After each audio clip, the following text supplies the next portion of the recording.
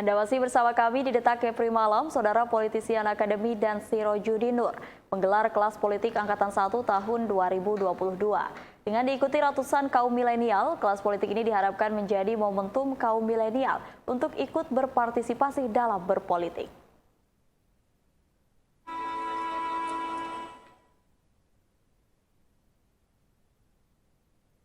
Kelas politik ini diikuti sekitar 200 peserta dari kaum milenial yang didominasi oleh mahasiswa dari berbagai perguruan tinggi di Batam dan Kepulauan Riau.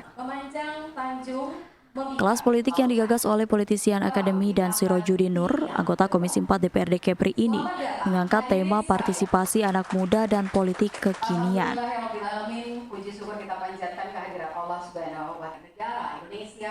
Dalam kelas politik ini diisi oleh narasumber yang berkompeten serta telah malang melintang dalam dunia politik lokal dan nasional.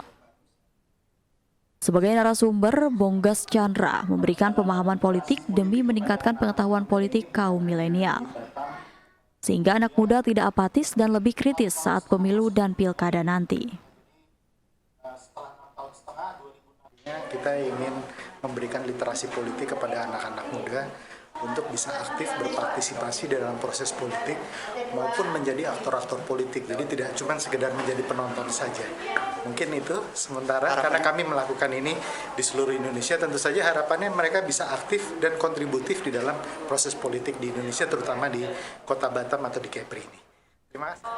Selain itu, Sirojudin Nur mengajak partisipasi kaum muda dalam pesta demokrasi mendatang.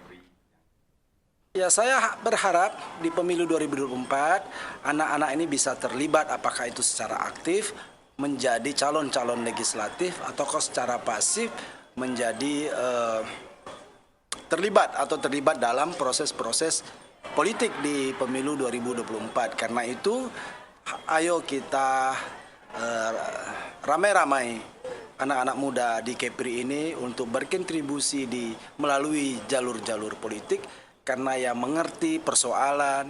Kedua narasumber berharap kaum muda nantinya ikut berpartisipasi dalam politik, bukan hanya sekedar pemilih, tapi menjadi aktor-aktor politik di Kota Batam.